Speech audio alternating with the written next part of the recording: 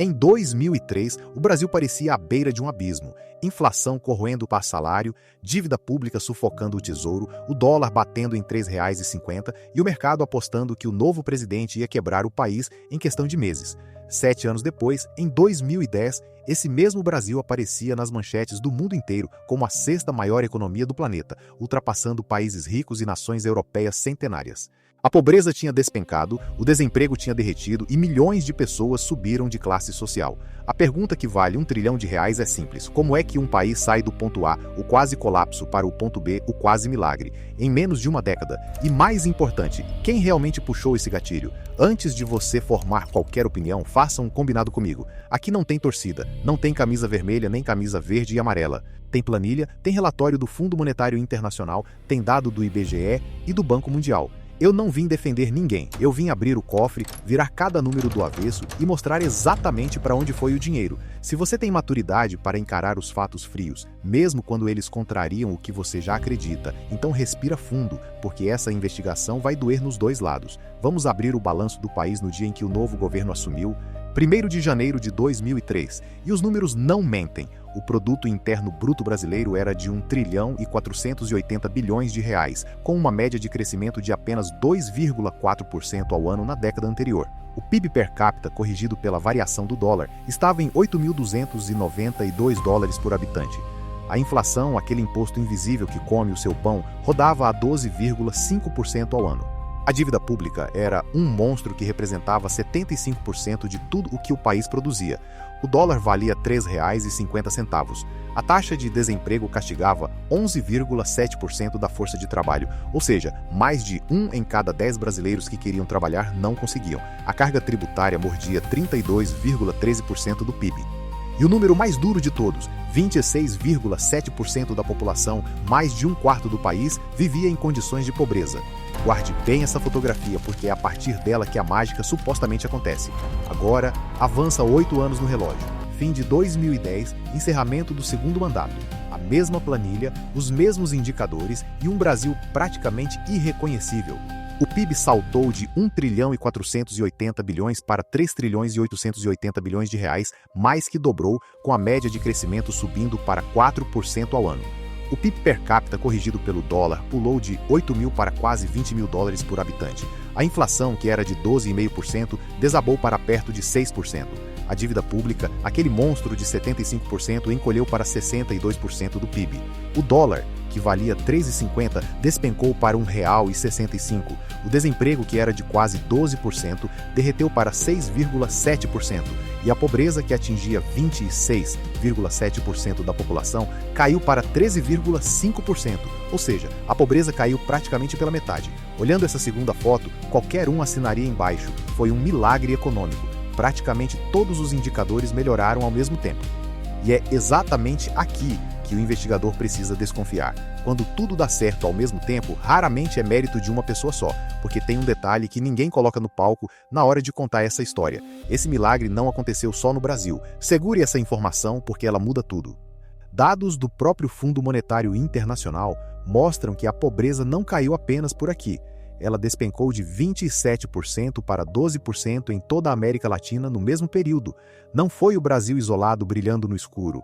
Foi o continente inteiro acendendo a luz ao mesmo tempo. No início dos anos 2000, os PIBs da Colômbia, do México, da Venezuela, do Peru, do Chile, da Argentina, todos começaram a crescer de forma impressionante, quase em sincronia. E mais estranho ainda, todos começaram a desacelerar mais ou menos no mesmo ponto, por volta de 2014. Pensa comigo, se você tem uma sala com 15 países governados por presidentes de esquerda, de direita, de centro, populistas e liberais, e todos eles crescem juntos e depois caem juntos, quais são as chances de que cada um individualmente tenha sido genial exatamente na mesma época e incompetente exatamente na mesma época?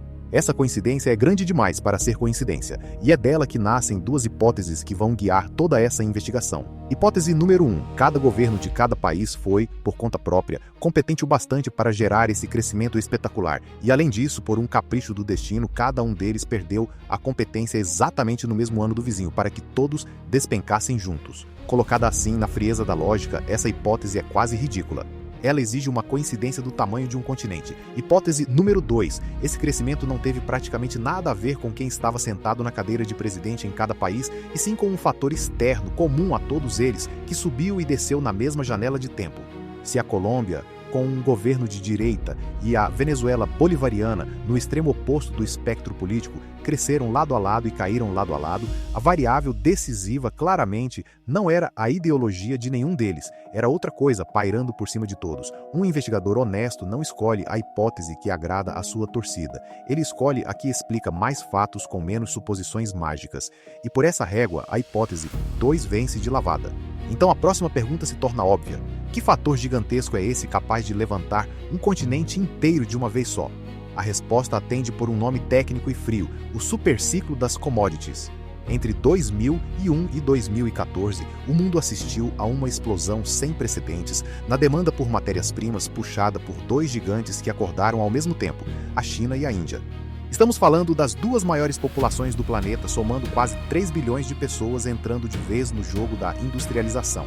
A China virou o canteiro de obras do mundo. Prédios, pontes, ferrovias, portos, cidades inteiras erguidas do zero em velocidade absurda. E tudo isso é feito de quê? De aço, que vem do minério de ferro, de cobre, de alumínio, de energia. Precisa alimentar centenas de milhões de trabalhadores que saíram do campo e foram para as fábricas, o que dispara a demanda por soja, por carne, por grãos. De repente, o mundo inteiro queria comprar exatamente aquilo que a América Latina tem enterrado no chão e plantado nas lavouras. Quando a maior população do planeta bate na sua porta querendo comprar tudo o que você produz, o preço do que você vende sobe às alturas. E foi isso que aconteceu, não com o Brasil apenas. Com todo o país que vive de exportar recurso natural. A onda começou lá longe, mas quebrou na praia de todo mundo. E aqui os gráficos contam uma história que nenhum discurso político consegue apagar. Pegue a curva do preço do minério de ferro, o carro-chefe da exportação brasileira. De 1990 até 2002, essa curva é praticamente uma linha reta, quase parada, estável, sem emoção. E aí, olha que interessante, exatamente em 2003, o ano em que o novo governo toma posse, essa curva descola do chão e dispara para o céu. O preço do minério, que passou mais de uma década adormecido, multiplica-se em poucos anos. Agora sobreponha esse gráfico com o do preço do petróleo, da soja, do cobre. É o mesmo desenho e, mais impressionante ainda, sobreponha com a curva de crescimento dos países latino-americanos. É o mesmo movimento, o mesmo formato, a mesma subida íngreme e a mesma queda lá na frente. Não é opinião. É o mesmo traçado se repetindo em economias completamente diferentes. Quando o preço da matéria-prima explode, o país exportador é inundado por dinheiro. E é esse dinheiro que vai vazar por todos os poros da economia, ativando uma reação em cadeia que explica, um por um, cada indicador que melhorou naquela nossa segunda fotografia. Deixa eu te mostrar exatamente como essa engrenagem gira. Funciona assim e presta atenção porque é lindo de entender. O setor de commodities esquenta e passa a contratar em massa. Minas, plataformas, portos, fazendas, tudo pedindo trabalhador. Essa disputa por mão de obra empurra os salários para cima e derruba o desemprego. Como a maioria desses empregos, na mineração, na construção, no agronegócio, é de baixa qualificação, quem mais se beneficia é justamente o trabalhador mais pobre, aquele que estava na base da pirâmide. Resultado direto, a pobreza cai e a desigualdade diminui, mas não para por aí. Com mais gente empregada e ganhando mais, o consumo interno dispara. As pessoas passam a comprar geladeira, celular, roupa, carro, a fazer a primeira viagem de avião. Esse consumo aquece o comércio, a indústria, a construção civil, gerando ainda mais empregos numa espiral positiva. E tem o efeito sobre o governo. Mais empresas lucrando e mais gente trabalhando significa mais imposto entrando no caixa público, sem precisar aumentar alíquota nenhuma. O tesouro fica cheio e, com o cofre transbordando, fica fácil bancar investimento público e financiar programas sociais como o Bolsa Família e o FIES. Percebe? Uma única alavanca externa, o preço da commodity, move todas as outras peças do dominó. Emprego, renda, pobreza, consumo, arrecadação, tudo puxado pela mesma onda. Falta a peça do câmbio e ela fecha o quebra-cabeça. Quando o mundo compra as suas commodities em quantidade absurda, entra uma enxurrada de dólares no país. E vale para dólar a mesma lei que vale para tomate na feira. Quando tem muito, o preço cai. Foi por isso que o dólar despencou de R$ 3,50 para R$ 1,65. Não foi um passe de mágica da política monetária brasileira. Foi a maré de moeda estrangeira jorrando por causa das exportações. E de novo isso aconteceu em praticamente todos os exportadores de commodities do mundo entre 2000 e 2014. Muitos deles sem nenhuma relação com o Brasil. Aqui cabe uma imagem que resume o argumento.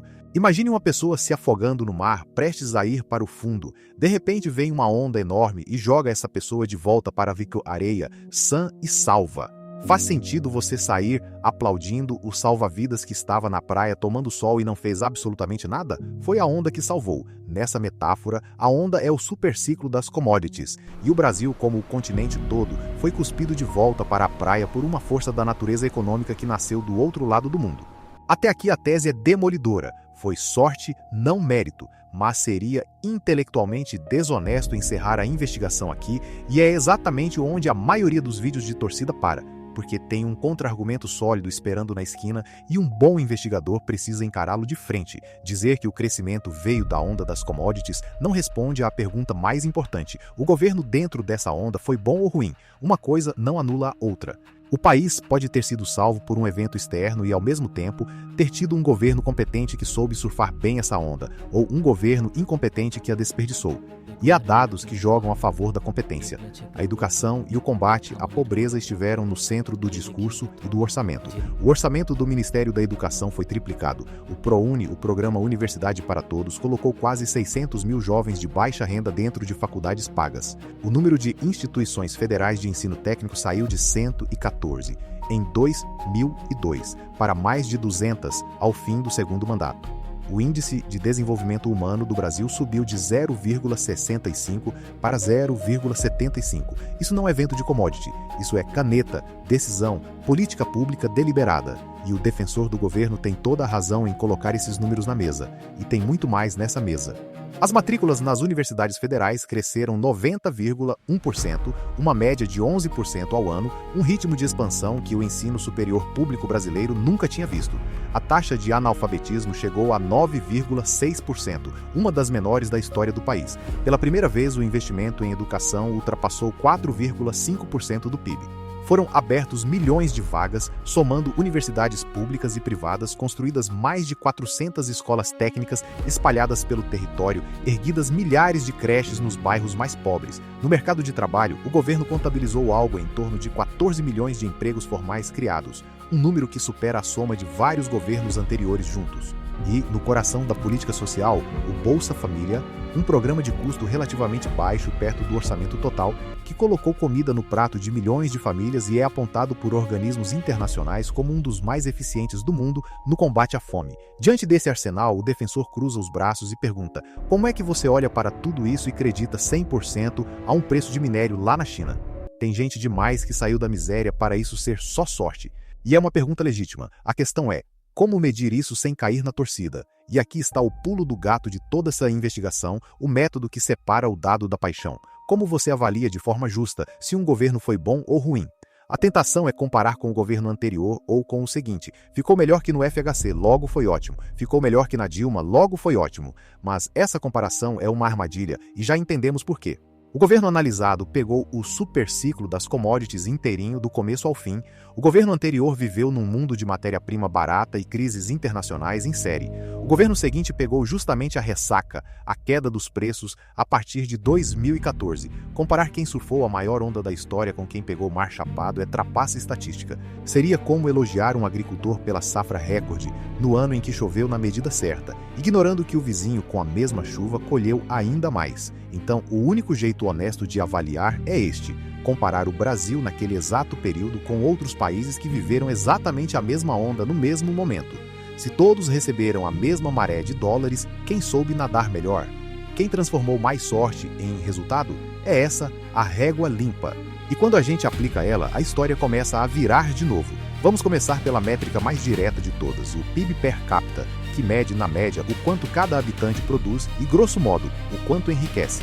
Nada mais justo do que comparar o crescimento do PIB per capita brasileiro com o dos outros países emergentes que também estavam mergulhados no superciclo. Traçamos uma linha vertical no gráfico marcando o início do governo e o início do boom das commodities, que acontecem praticamente juntos, e o que se vê a partir dali. Depois que a onda começa, o PIB per capita médio dos países emergentes sobe de forma mais acentuada do que o brasileiro. Deixa isso assentar. O Brasil, que estava entre os mais beneficiados pela alta das commodities, recebendo uma das maiores fatias da maré de dólares, cresceu mais devagar do que a média dos seus pares. Se você recebe mais combustível que todo mundo, o esperado é que você corra mais rápido. Aconteceu o contrário, o Brasil, abastecido acima da média, andou abaixo da média, ou seja, mesmo com a mão cheia de vantagem, a gestão brasileira transformou menos onda em crescimento do que os concorrentes. O defensor do governo vai reagir na hora, e com um argumento técnico bom que a gente precisa levar a sério para não cair no viés de confirmação. O contra-argumento é o seguinte, e ele é legítimo: países mais pobres tendem a crescer mais rápido do que países mais ricos. É o chamado efeito de convergência, ou o efeito da base baixa. Quem parte de muito embaixo tem mais chão para subir, e cada real investido rende um salto percentual maior. Um país que já é rico cresce devagar porque já colheu os frutos mais fáceis. Então, argumenta o defensor, é natural que a média dos emergentes, sendo em tese mais pobres, cresça mais rápido que o Brasil, e isso não prova incompetência nenhuma. Você não pode escolher a comparação que te dá a resposta que você já queria ouvir. Isso tem nome e é o pecado capital de qualquer análise. Viés de confirmação, quando você garimpa só os dados que confirmam a sua crença e ignora o resto. Ponto para o defensor. A comparação com emergentes genéricos pode, de fato, estar contaminada por essa diferença de ponto de partida. Então o investigador honesto aceita o desafio e refaz a conta com um grupo mais parecido, mais próximo, que anula essa vantagem. Se o problema é a base, vamos comparar o Brasil com quem tem base parecida com a dele e viveu a mesmíssima onda das commodities, os vizinhos da América Latina. E é aqui que o chão some de vez, porque quando você troca os emergentes genéricos pelos países da América Latina, o argumento da base baixa se vira contra quem o levantou. Os dados mostram que a renda per capita média dos vizinhos latino-americanos era, no ponto de partida, menor do que a do Brasil. Traduzindo pela própria lógica da convergência que o defensor acabou de defender, esses países, sendo em média mais pobres, deveriam crescer mais rápido que o Brasil, certo? Errado. Mesmo partindo de uma base mais baixa, mesmo com todo o direito de crescer mais rápido, e mesmo tendo recebido, em média, menos benefício da onda das commodities do que o Brasil recebeu, ainda assim o conjunto da América Latina cresceu mais depressa que a economia brasileira no mesmo intervalo. Junta as duas coisas, o Brasil largou de uma base mais alta, o que já é uma vantagem, e foi mais irrigado pela maré de dólares, outra vantagem. Duas vantagens na mão, e ainda assim ficou para trás. Não tem para onde correr nessa conta. Sob a régua limpa, aquela que compara maçã com maçã, o desempenho da economia brasileira no auge da maior bonança de matérias-primas da história foi, para usar a palavra fria, abaixo da média. A onda foi gigante para todo mundo, e o Brasil surfou pior que o vizinho. O defensor então muda de terreno e, com razão, para de olhar só o PIB e aponta para o legado que, segundo ele, não aparece na foto imediata, a educação. Boas políticas educacionais demoram anos para render, então talvez a régua do crescimento seja injusta. Justíssimo.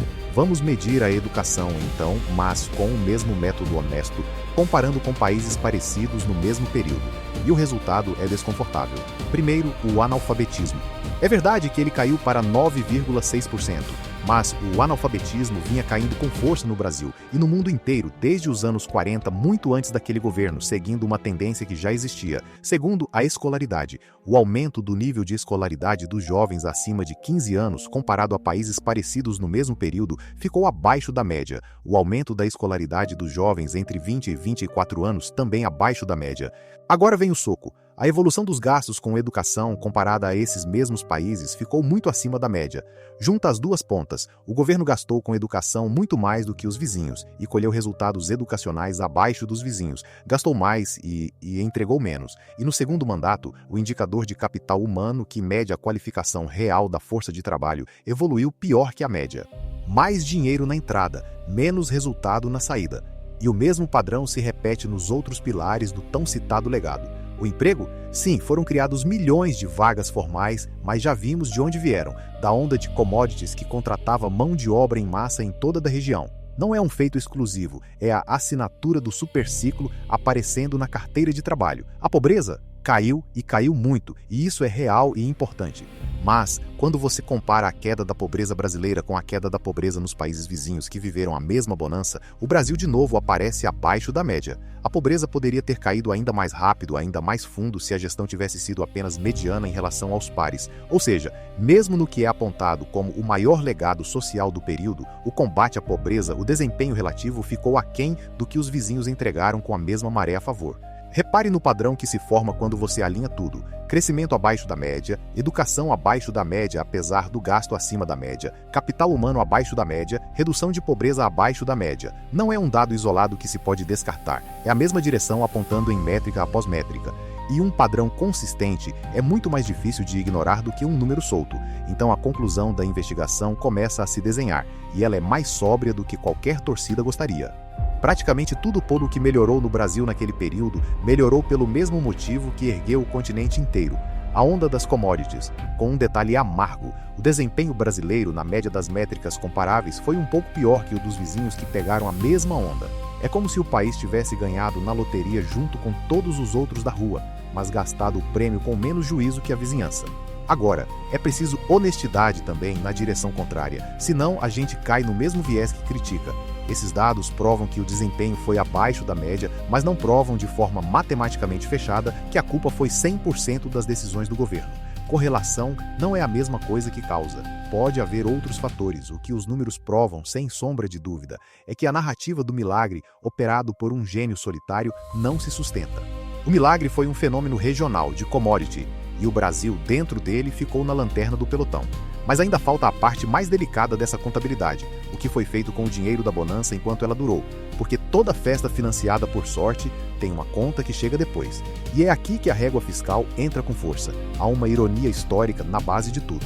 O governo que prometeu romper com a era anterior, na prática, surfou a estabilidade que herdou, o plano real já consolidado e o chamado tripé macroeconômico, aquele arranjo de metas de inflação, câmbio flutuante e responsabilidade com as contas públicas, montado no período anterior. A equipe econômica dos primeiros anos foi, inclusive, considerada ortodoxa, quase o oposto da bandeira ideológica do partido, e foi ela que segurou as contas no primeiro mandato.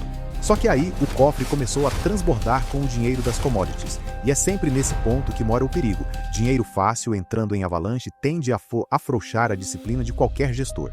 Parte relevante dessa riqueza extraordinária foi canalizada para expandir despesas permanentes e financiar programas que garantiam popularidade no curto prazo. O problema de bancar gasto que não acaba com uma receita que vai acabar é matemático. Quando a onda passa, a despesa continua, mas a receita some. O FIES, por exemplo, aquele financiamento estudantil expandido de forma generosa, acabou acumulando mais de 1.200.000 estudantes endividados e um rombo pesado quando a conta venceu. Semeou-se para colher aplauso hoje e cobrar a fatura amanhã. E aqui cabe a analogia mais honesta de toda essa história, aquela que qualquer investidor entende na hora. Imagine alguém que, sem nenhum método, dá uma sorte absurda no mercado de ações, faz uma aposta arriscada, a ação dispara e do nada essa pessoa está com a conta cheia de dinheiro. O erro fatal não é ganhar, o erro fatal é confundir sorte com talento. É começar a gastar como se aquela sorte fosse durar para sempre. Troca de carro, assume financiamento, cria despesa fixa, tudo apostando que o dinheiro nunca vai parar de entrar. Aí a maré vira, a sorte acaba e as despesas que ela criou continuam existentes, agora sem lastro para pagá-las. Foi mais ou menos esse o roteiro macroeconômico. A onda das commodities foi um golpe de sorte histórico para o Brasil, uma oportunidade única de arrumar a casa, quitar dívida, investir em produtividade de verdade e blindar o país para o inverno que sempre vem depois do verão. Em vez disso, boa parte do prêmio virou despesa recorrente e endividamento futuro. E nem entramos no capítulo dos escândalos de corrupção que marcaram o período, um custo à parte que drenou recursos que poderiam ter multiplicado esse legado. A sorte foi real. O que se construiu de permanente com ela é que ficou muito abaixo do tamanho da oportunidade. Então vamos fechar a conta, friamente, como um auditor fecha um balanço. Que herança sobrou quando a onda recuou a partir de 2014? Ficou uma estrutura de gastos inflada, difícil de cortar, porque cortar programa social custa voto. Ficou uma dívida que, depois de cair na bonança, voltou a crescer com força na ressaca. Ficou um sistema educacional que consumiu recurso acima da média dos vizinhos e devolveu o resultado abaixo. E ficou uma lição incômoda. O país foi apresentado a uma das maiores oportunidades econômicas da sua história e a devolveu em grande parte na forma de despesa e não de patrimônio. O payback dessa festa, o tempo que o Brasil levou para pagar a conta da euforia, se estende por toda a década seguinte, com recessão, desemprego em alta e o poder de compra do brasileiro derretendo. Não é ideologia dizer isso, é a fatura com data e valor. O milagre existiu como fenômeno, mas não como mérito exclusivo de ninguém, e o que se fez com ele deixou o Brasil mais frágil do que precisava estar quando a maré virou. Essa é a autópsia possível, feita com número e não com paixão. E se tem uma coisa que essa investigação toda deixa claro, é que o seu maior inimigo nunca foi o vizinho que vota diferente de você. É a ignorância sobre como o dinheiro, o seu e o do país, realmente se move. Einstein e Newton discordariam sobre a gravidade, Darwin e Lamarck discordaram sobre a evolução e nenhum deles precisou virar inimigo do outro para que o conhecimento avançasse. O debate honesto com dado na mesa é o que faz um país e uma pessoa prosperarem. E prosperar, no fim, é uma decisão individual que você toma todo dia. Porque enquanto você discute política no grupo da família, tem uma sorte muito maior que a das commodities esperando por você. Os juros compostos. E deixa eu te falar uma verdade que dói. Dinheiro parado na poupança e na renda fixa tradicional, hoje, é como aquele governo que desperdiçou a onda. É oportunidade histórica escorrendo pelo ralo enquanto a inflação come em silêncio o seu esforço. Se você quer parar de ser o país que gasta a sorte e virar o investidor que constrói patrimônio com ela, eu preparei uma aula gratuita no link aqui embaixo, mostrando a estratégia de carteira que separa quem surfa a onda de quem se afoga nela. Se essa investigação te fez pensar diferente, deixa o like, se inscreve no canal e me conta nos comentários. Foi sorte, foi mérito ou foi só uma onda que a gente não soube surfar?